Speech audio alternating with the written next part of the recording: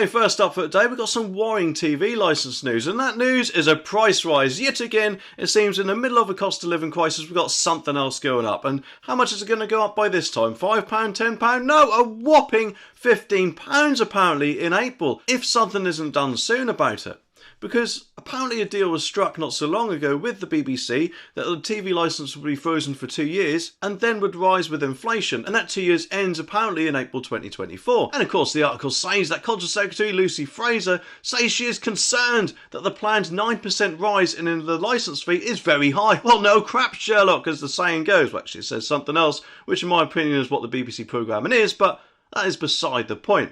She said that the government will be making an announcement amid speculation that Rishi will apparently block the hike in the annual charge, which of course provides the BBC's funding. And Miss Fraser highlighted that the cost of living crisis, as she has wanted to ensure the cost of the TV licence, currently of course is £159, rises by an appropriate amount that people can afford. What does that mean about 1 or 2p? Because let's face it, this day and age, at the moment with the cost of living crisis, which supermarkets just seem to love to smile at us as soon as we walk in their shops, it seems, we could do with any savings we currently get. But let's just look, if the TV licence does rise by £15, it will bring the total of it up to a whopping £173.30, which is absolutely disgraceful, isn't it? And that of course means the monthly fee for the TV licence will be £14.44 a month, which surely would make it one of the dearest streaming services, if you can call it that, around, apart from Netflix's highest price plan they do, of course, but their lowest price plan is $4.99 a month, isn't it? Which is basically a third of what the BBC's precious TV licence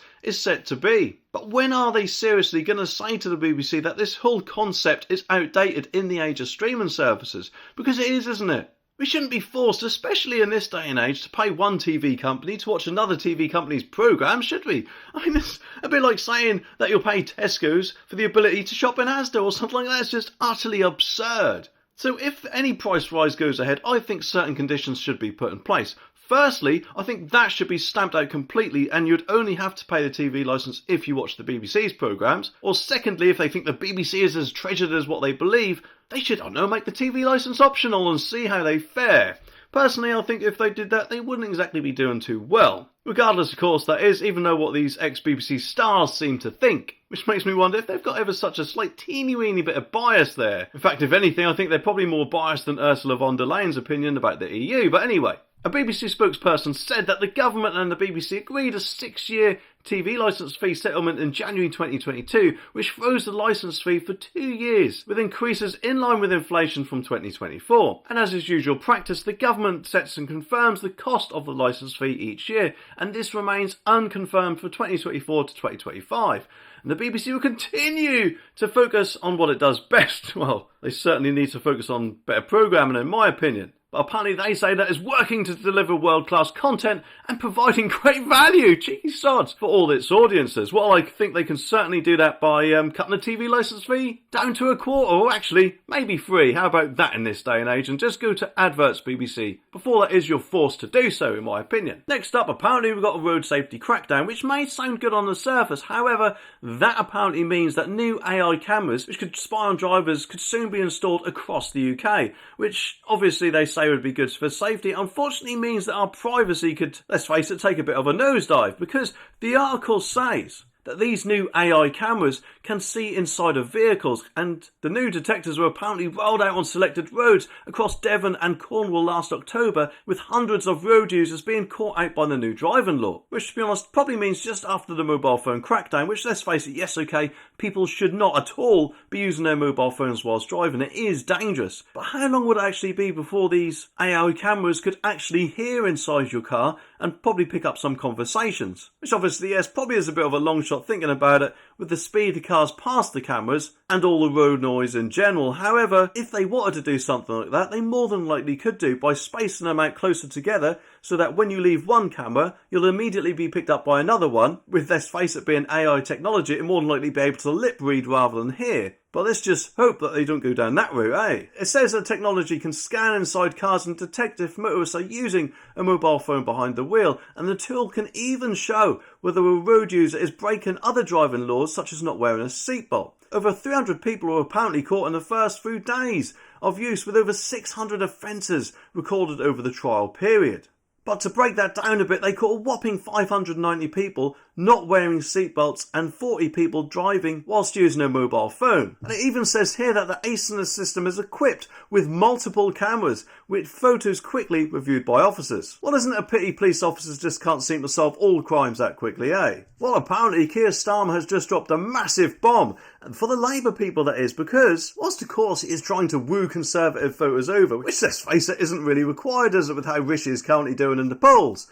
But anyway, Keir Starmer thought he'd try and appease Conservative voters by praising Margaret Thatcher, which, to be honest, if you're a Labour voter, is the last thing you want your leader to say, isn't it? For many of them anyway, in my opinion, because the majority of Labour voters didn't exactly like her too much, if I remember rightly. But anyway, the article says that Labour leader Sir Keir Starmer has written in praise of Margaret Thatcher as he attempts to woo Tory voters ahead of a general election widely expected apparently to take place in the next 6 months. Well, personally, I think, if anything, that will more than probably likely take place in November next year, because let's face it, that's bound to give Rishi more opportunity to get potential Tory voters on side rather than them jumping ship to either Reform or worse, Labour, because let's face it, we don't really want Keir Starmer in, do we? Although at the moment, I don't really want Rishi in either, especially after what he did to Boris. But anyway, it continues. Writing in the Daily Telegraph, a Conservative-leaning paper apparently, Starmer said that the former Prime Minister had sought to drag Britain out of its stupor by setting loose unnatural entrepreneurism. He said that it was an example of a leader who made, wait for this, meaningful change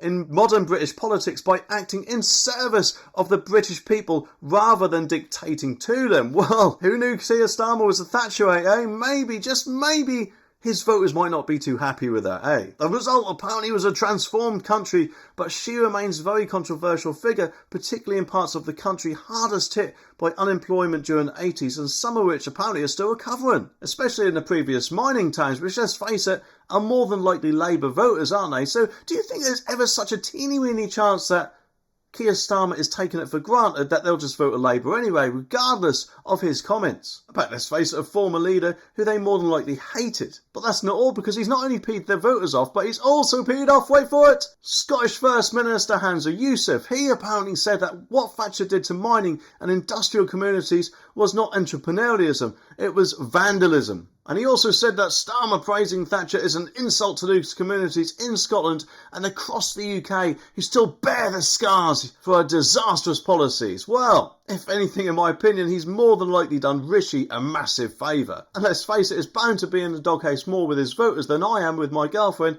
when I fart in bed and put the duvet over her head. But then, of course, my farts smell of roses, so don't know what she complains about, really. Now, of course, I don't know about you, but Christmas is my favourite time of the year. Not only because of the presents, of course, but it's just a nice time, isn't it, where people are just happy and nice to each other more than normal. And not only do we have a lot of sales and special offers going on around Christmas, but we also have a lot of nice events to go to. But apparently, a council has decided to be a bit of a party pooper with that. And of course, what is the number one reason they are using after scrapping a Christmas market that over 300,000 people attend? It is, yes, that's right, apparently a Christmas market is now classed as a safety risk, apparently, which, to be honest, in my opinion, is utterly ridiculous. Unless, of course, I don't know, they think something like a tree seller's Christmas trees is going to suddenly come alive and give people a kick in the gonads. I personally think that's all to do, probably, with not wanting to offend anyone with the nation's culture. I mean, obviously, I could be wrong, but it does sound quite strange to me that something going on for 40 years would suddenly be seen as a health and safety risk,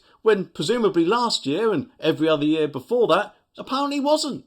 But obviously, with the amount of new Labour voters coming over, it seems, many of whom are probably more than likely different religions, might not probably like such event. And, of course, I don't know about you, but it just annoys me that it's always seemed to be us who have to put our national culture aside in case it offends anyone. Whereas if we went over to their countries, would no doubt, of course, be expected not to say anything about their national cultures, regardless, of course, of what we may think of it. And don't get me wrong, I'm not just talking about religious events, I'm talking about everything in general that we have had to scrap or pause just because a few people may not like it, whereas the rest of the country would more than likely have no problem with whatever it is going ahead.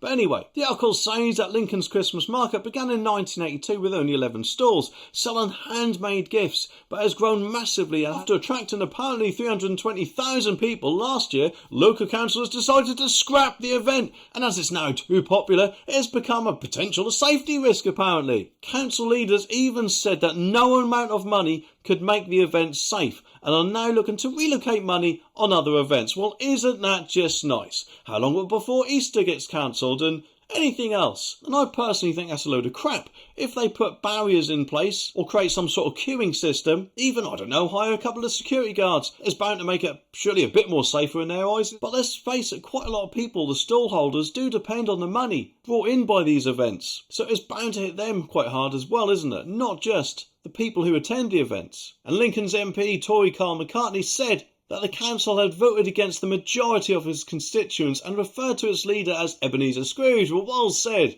and hopefully he'll get the message for at least next year. And sticking to all the woke crap, unfortunately this is going to be a massive problem because primary schools have told children that men apparently can now have periods. It's utterly ridiculous, and surely isn't that just confusing their young minds? I mean, I don't know about you, but when I was 4, 5, 6, all I cared about was playing and messing about and things like that. I didn't want to have my head filled with crap that I didn't need to know. But unfortunately it seems that nowadays biology and modern science is just being replaced by woke crap, and that should not be happening at all, especially with primary school children. And the article says that a UK period product company has attracted fury over a leaflet that tells schoolgirls that men can have periods. In information aimed at prepubescent youngsters, HUUUGE states that not all women have periods, and that some men have periods. The leaflet also states that when people are talking generally, it's best to use the phrase people who have periods.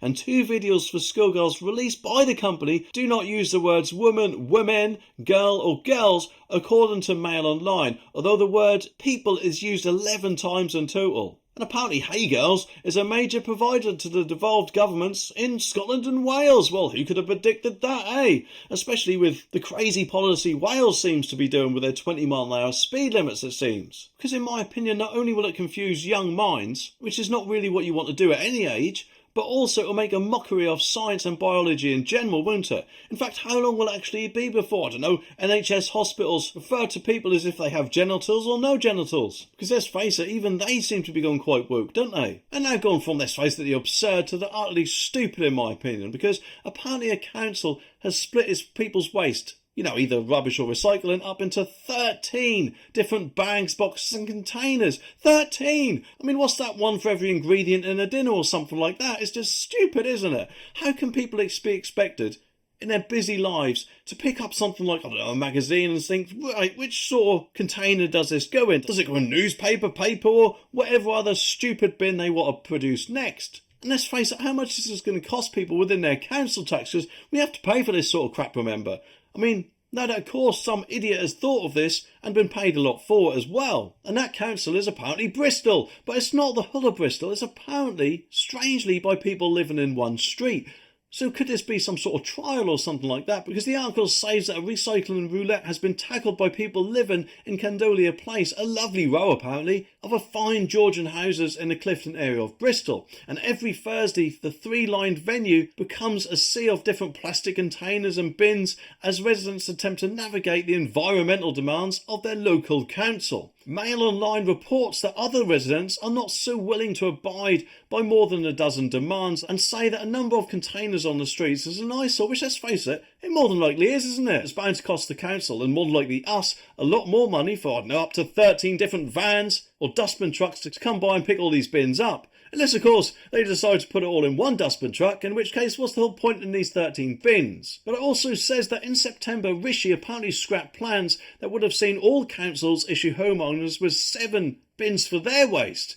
But legislation is still in place that will require authorities to issue a minimum of 3 types of bin. I myself, like I'm guessing the majority of people, have 2 types of bins. The green one is for recycling and the grey one is for rubbish. What is so wrong with that? I mean, it's not like the olden days where we just used to see black sacks on the street, is it? They're actually now in plastic containers. So how long will it actually be before the good old "the dog ate my homework" phrase gets replaced by "I was trying to decide what bin this goes in"? Now obviously at the moment we've got a massive problem with all the illegal migration going on. Every day it seems we've got hundreds and hundreds of future Labour voters coming over here, and at the moment there's nothing we seem to be able to do about it. Most of the time it apparently seems it is because of things like lefty lawyers and the rules of the ECHR, which obviously in my opinion it would be a good idea if we left that and had our very own British Bill of Rights.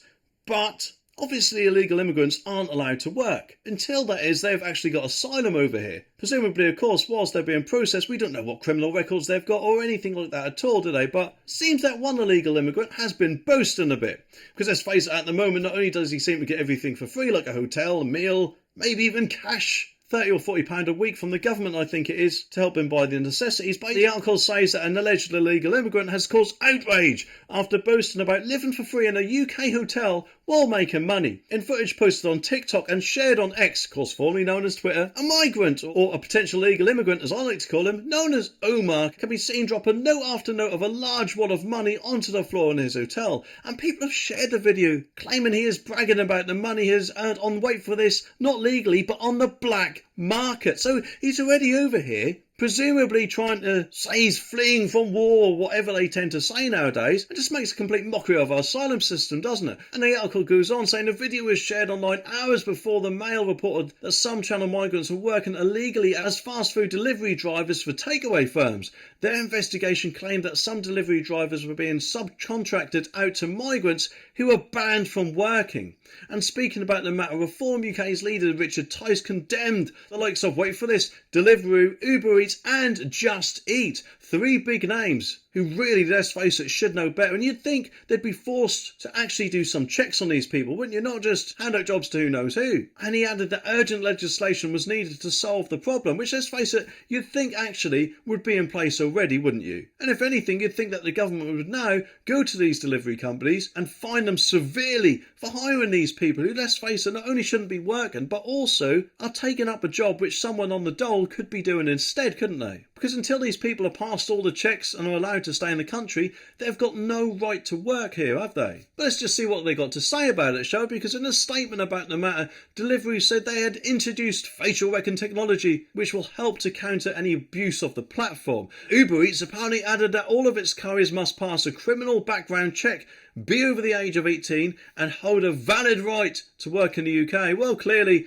they've got a bit more training to do with these policies, haven't they? Well, of course, I don't know about you, but personally to me it seems that the European Union just love to seem to control everything, don't they?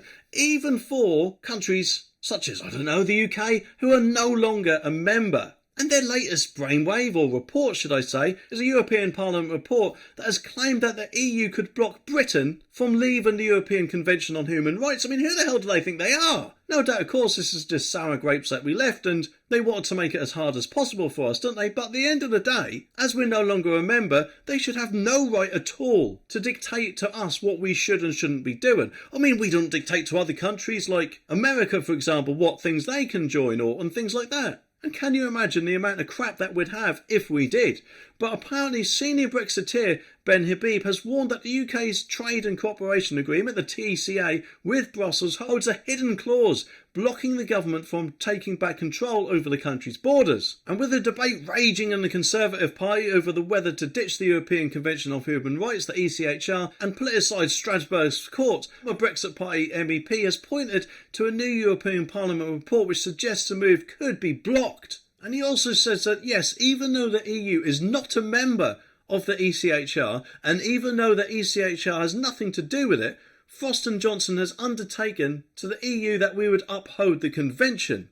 So it's no wonder why Suella Braverman could not set aside even small aspects of it for the Rwanda plan, and the UK apparently is now bound to the ECHR. But he added that the European Court of Human Rights is not just an adjudicator of laws. It makes the law on human rights, guided by a set of broad principles. Ironically, any lawmaking body not subject to a democratic legislator is itself acting in breach of human rights. It now looks like it's going to be a lot harder for us to leave the ECHR than first thought. Although, to be honest, we make our own laws, don't we? So surely you'd think we'd be able to legislate around this, regardless of the agreement that we've got with the EU. Because remember, UK law trumps any foreign law. So hopefully this is not going to be as big problem as what is portrayed here. And if needed, Wishy-Washy and all the other clowns of the circus can just override it and leave the ECHR if that is actually required. To help that is with the small boats problem that we've got. But of course that's not the only problem we seem to be facing, is it? Especially